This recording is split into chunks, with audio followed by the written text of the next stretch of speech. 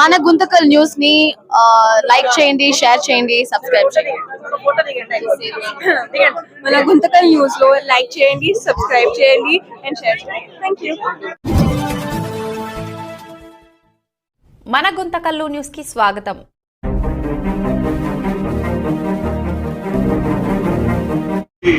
ఎన్నికలప్పుడు కొంతమంది కౌన్సిలర్లు మరి పార్టీకి వెన్నుపోటు పొడిచి తల్లి రొమ్ము పాలు తాగే విధంగా మరి పార్టీని వదిలిపెట్టుకోవడం, మరి కొంతమంది అధికారం కోసం స్వలాభం కోసం మరి పార్టీ ఓడిపోయిన తర్వాత మరి వాళ్ళు కూడా మరి ఇతర పార్టీలను ఆశ్రయించడం, ఇవన్నీ కూడా మనం కళ్ళతో చూసాం. కానీ మనం ఎక్కడ కూడా ధైర్యం కోల్పోకుండా గట్టిగా ఉన్న మన కౌన్సిలర్లందరూ కూడా మరి వాళ్ళ మీద పోరాటం, అధికార పార్టీ మీద పోరాటం చేసి ఎప్పటికప్పుడు మరి ప్రభుత్వం చేస్తున్న తప్పులను ఎత్తిపెట్టే విధంగా మనమందరం కూడా మీ సహకారంతో ఈ గుంతకల్లో ఎన్నో సమస్యలకు పరిష్కారం కూడా తీసుకురావడం జరిగింది. కానీ నేను ఇప్పుడున్న ప్రభుత్వాన్ని ఒకటే అడుగుతా ఉన్నాను. గతంలో ఇదే గుంతకల్లకు మేము ఎంతో అభివృద్ధి చేశాము. ప్రత్యేకంగా ఒక మంచి హాస్పిటల్ని తీసుకుని వచ్చి ఈ డాక్టర్ లేడు అనుకోకుండా అన్ని స్పెషలైజేషన్ ఉన్న డాక్టర్స్ కూడా మరి ఇక్కడ తీసుకురావడం, హాస్పిటల్తో పాటు గతంలో దాదాపుగా మరుగున పడిన కాన్పుల మరి హాస్పిటల్ను పూర్తి స్థాయిలో మరి ఆధునీకరణ చేసి తగినన్ని వసతులు కల్పించి మరి పేదలకు మేలు చేసే విధంగా మరి ఆపరేషన్లు మరి డెలివరీ కార్యక్రమాలు చేశాం. మరి ఏదైనా యాక్సిడెంట్స్ జరిగితేనో, అత్యవసరంగా బ్లడ్ అవసరమైతేనో మరి ఎక్కడ కూడా మనం ఎక్కడో అనంతపురంకో లేకపోతే బళ్ళారికో లేకపోతే కర్నూలుకో పోయే పరిస్థితి ఆ రోజు ఉంది. మరి జగన్మోహన్ రెడ్డి గారు ఎన్నికల్లో ఇచ్చిన వాగ్దానం ప్రకారం గుంతకల్కు ఒక బ్లడ్ బ్యాంకును ఇస్తామని ఆ రోజు ఆయన చెప్పడం, మరి దానికి తోడు మనమందరం మేము కూడా ఆ మాటకు కట్టుబడి అదే బాటలో నడుస్తూ ఆ బ్లడ్ బ్యాంకు సాధించుకునే విషయంలో ముందడుగు వేసి మరి పెద్ద ఎత్తున అభివృద్ధికి శ్రీకారం చుట్టడం జరిగింది. ఒక డయాలసిస్ సెంటర్ మరి తీసుకురావడం జరిగింది. దీనికి తోడు ఒక పాలిటెక్నిక్ కాలేజ్, ఒక ఆర్డీఓ ఆఫీస్, తర్వాత పోలీస్ డివిజన్ మరి ఇద్దరు డిఎస్పీల సమక్షంలో మన కాన్స్టిట్యూన్సీలో ఉంటే కూడా దాన్ని కూడా మనము తీసుకురావడం జరిగింది. దాన్ని డివైడ్ చేసి ప్రత్యేకంగా గుంతకల్కి మాత్రమే డివిజన్ డిఎస్పీ ఉండేటట్టు మనం ఆ కార్యక్రమాన్ని కూడా చేపట్టడం జరిగింది. మరి రోడ్డు ఈరోజు ఆ ఏరియాలో కొన్ని వేలాది ఇండ్లు రావడం కూడా మనం చూసాం. గత ప్రభుత్వం రాజశేఖర రెడ్డి గారి ప్రభుత్వంలో ఇండ్లు ఇవ్వడం, తర్వాత మన ప్రభుత్వం వచ్చిన తర్వాత జగన్మోహన్ రెడ్డి గారు మరి వేలాదిగా ఇండ్లు తీసుకొస్తే అక్కడ వెళ్లేదానికి పూర్తి అధ్వానంగా ఉన్న రోడ్డును ఈరోజు డబుల్ రోడ్డుగా దాదాపుగా డౌన్ముఖ ప్రాంతంలో మనం వేయడం వల్ల అన్ని విధాలుగా కూడా మంచి సౌకర్యాన్ని అందించడం వల్ల మరి ఎక్కడ కూడా నీటి కొరత లేకుండా దాదాపుగా నీటి సమస్యలను కూడా తీర్చగలిగినాం. శానిటేషన్ విషయంలోనూ మరి అన్ని రంగాల్లోనూ కూడా గుంతకల్ మున్సిపాలిటీలో ఇది లేదు అనుకోకుండా ప్రజలకు ఎంతో సౌకర్యార్థంగా మా కౌన్సిలర్ సహకారంతోన, మా చైర్మన్ గారి సహకారంతోన, మరి మా వైస్ చైర్మన్ల గారి సహకారంతోన, అందరు కోఆప్షన్ మెంబర్ల సహకారంతోన అందరూ కూడా ప్రతి ఒక్కరు కూడా మరి దానిపైన దృష్టి పరిచి మరి పెద్ద ఎత్తున ఈ గుంతకల్ గుంతకల్ పట్టణాన్ని ఎంతో సుందరంగా తీర్చిన విషయాలను కూడా మనము గుర్తుపెట్టుకోవాలి.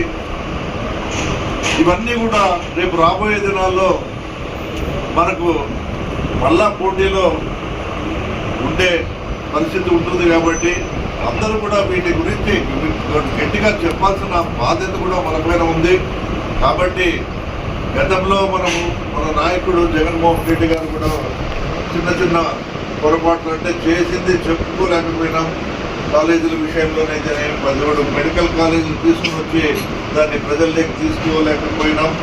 తర్వాత ల్యాండ్ టైటిలింగ్ యాక్ట్ అని ఆ యాక్ట్ తీసుకొచ్చి దాన్ని పూర్తి స్థాయిలో అమలుపరిచింది జగన్మోహన్ రెడ్డి గారు అయితే దాన్ని తప్పుదోవ పట్టించి తెలుగుదేశం పార్టీ వాళ్ళు రకరకాలుగా దానిపైన అభాండాలు వేసి ఈరోజు జగన్మోహన్ రెడ్డి గారు చేపట్టిన ఆ కార్యక్రమాన్ని వాళ్ళు కూడా చేస్తూ ముందుకు సాగుతూ ఉన్నారు. మరి ఆయన చేసిండేది ప్రతి ఒక్కరికి మేలు జరగాలని.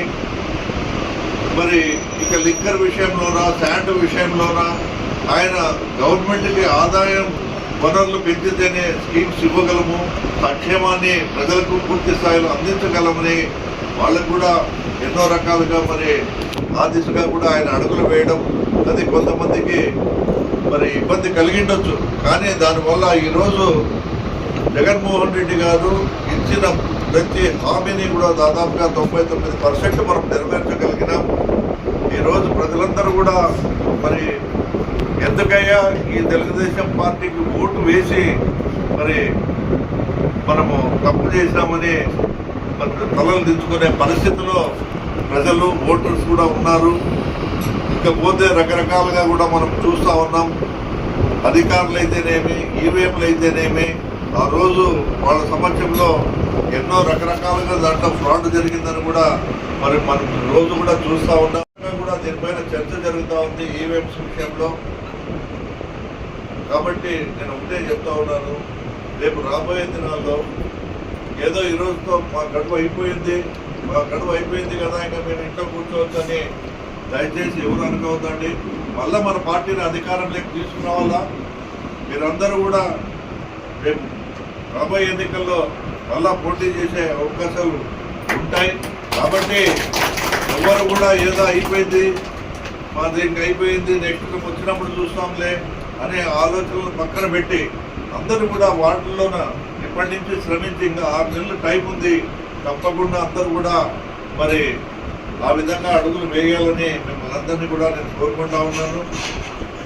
అందరూ కూడా చాలా సంతోషం, మీరు మాతో పాటు ఎంతో నమ్మకంగా ఇన్ని సంవత్సరాలుగా మాతో నడుస్తున్నందుకు. రాబోయే దినాల్లో తప్పకుండా మరోసారి మరి పార్టీ వస్తుంది.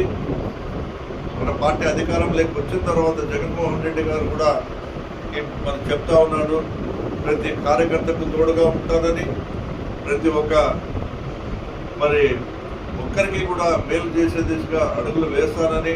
తప్పకుండా రాబోయే దినాల్లో ఈరోజు చూస్తూ ఉన్నాం తెలుగుదేశం పార్టీ అవలంబిస్తున్న తీరును చూసి తప్పకుండా రాబోయే దినాల్లో 2 అనే కార్యక్రమాన్ని కూడా ఆయన తీసుకొస్తానని మనందరికీ కూడా భరోసా ఇస్తూ ఉన్నాడు.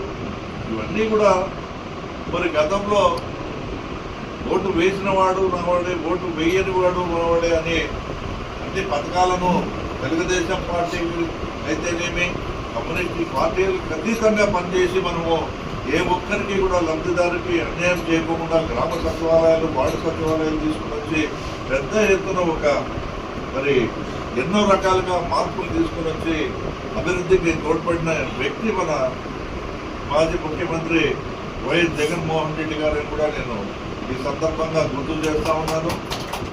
సంక్షేమాన్ని అందిస్తూ ఒక పక్క రైతులకు ఇన్సూరెన్స్ ఇస్తూ రైతు మరి భరోసా కేంద్రాలను తీసుకుని వచ్చి రైతులకు గిట్టుబాటు ధరను ఇచ్చే విధంగా కూడా ఆయన ఒక నిధిని ఏర్పాటు చేసి ఆ నిధి ద్వారా మరి గిట్టుబాటు ధర కల్పించి మరి రైతులకు కూడా ఎంతో మేలు చేసిన కార్యక్రమాలు కూడా మనం చూసాం.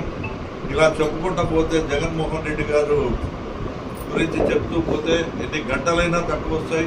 కానీ నేను ఒకటి మాత్రం చెప్తా ఉన్నాను, మనమందరం కూడా కలిసికట్టుగా అడుగులు వేసినాం, అందరూ కూడా కలిసి పనిచేసినాం, సొంత కుటుంబ సభ్యులుగా మనమందరం కూడా ముందుకు పోయినాం.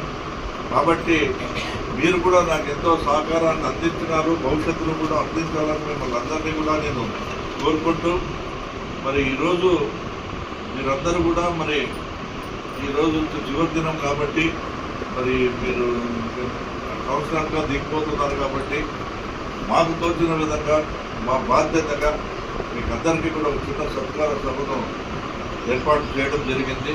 కాబట్టి ఆ దిశగా ఇప్పుడు కార్యక్రమాన్ని ముందుకు సాగిస్తాం.